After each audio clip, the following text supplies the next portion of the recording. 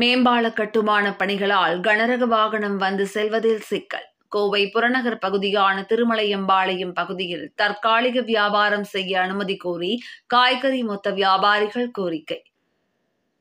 கோவை புறநகர் பகுதியான திருமலையம்பாளையம் பகுதியில் அமைக்கப்பட்டுள்ள நவீன காய்கனி மார்க்கெட்டில் வியாபாரம் செய்ய தற்காலிக அனுமதி தருமாறு கோவை காய்கனி வியாபாரிகள் கோரிக்கை விடுத்துள்ளனர்.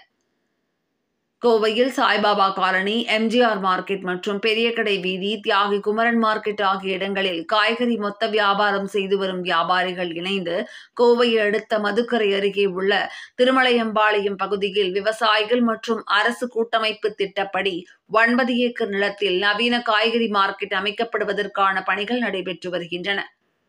இந்நிலையில் தற்போது செயல்பட்டு வரும் மேட்டுப்பாளையம் சாலையில் உள்ள எம்ஜிஆர் மார்க்கெட் பகுதியில் மேம்பால கட்டுமான பணிகள் நடைபெற்று வருவதால் மார்க்கெட் எதிர்ப்புறம் உள்ள சாலையில் கனரக வாகன போக்குவரத்து 3 மாதங்களுக்கு முற்றிலும் தற்காலிகமாக தடை செய்யப்பட்டுள்ளது. எனவே காய்கறிகள் வரத்து பாதிக்கப்பட்டுள்ளதால் பல வியாபாரிகளின் வாழ்வாதாரம் பாதிக்கப்படுவதாகவும், எனவே திருமலையம்பாளையம் பகுதியில் தற்காலிகமாக மொத்த வியாபாரம் செய்ய தமிழக அரசு மற்றும் மாவட்ட நிர்வாகத்திற்கு கோரிக்கை வைப்பதாக மார்க்கெட் வியாபாரிகள் தெரிவித்துள்ளனர். இதுகுறித்து கோவை மாவட்ட கலைஞர் அனைத்து மொத்த காய்கனி வியாபாரிகள் சங்க தலைவர் ராஜேந்திரன் கூறுகையில்,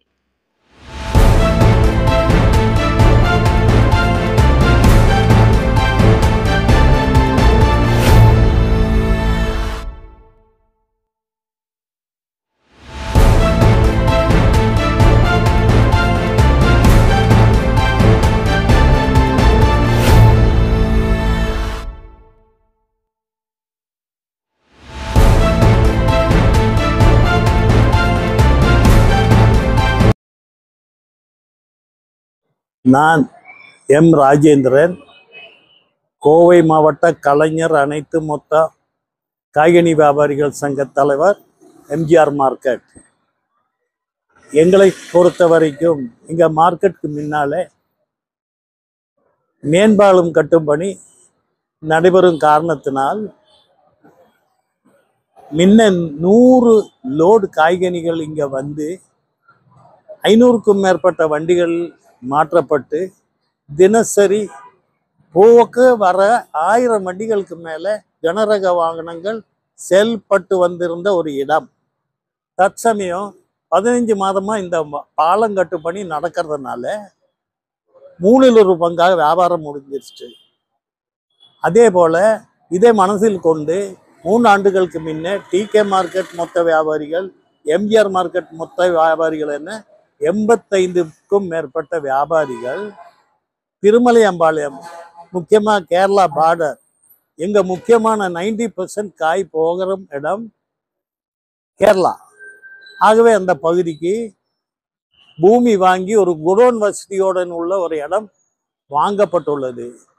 இதே சமயம் அரசும் இந்த நோக்கத்துடன் முதலமைச்சரின் வழிமுறைப்படி கலெக்டர், அக்ரி டிபார்ட்மெண்ட் போன்றவர்கள் எங்கள் இடத்தை பார்வையிட்டு தேர்வு செய்து அரசு, விவசாயிகள், வியாபாரிகள் கூட்டாக பிபிபி மோட் என்ற அடிப்படையில் நவீன மார்க்கெட் உருவாக்கலாம் என்று தீர்மானிக்கப்பட்டிருந்தது.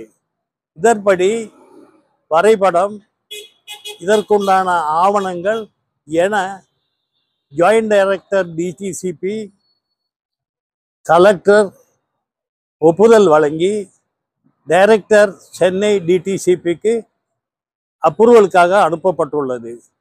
இதே சமயம் கடந்த 12ஆம் தேதியிலிருந்து நம்ம ஹோம் சயின்ஸ் காலேஜிலிருந்து எரு கம்பெனி வரைக்கும் உள்ள எங்கள் மார்க்கெட்டுக்கு முன்னால் உள்ள ரோடில் கனரக வாகனங்கள் போக்குவரத்து முற்றிலும் தடை செய்யப்பட்டிருக்கு.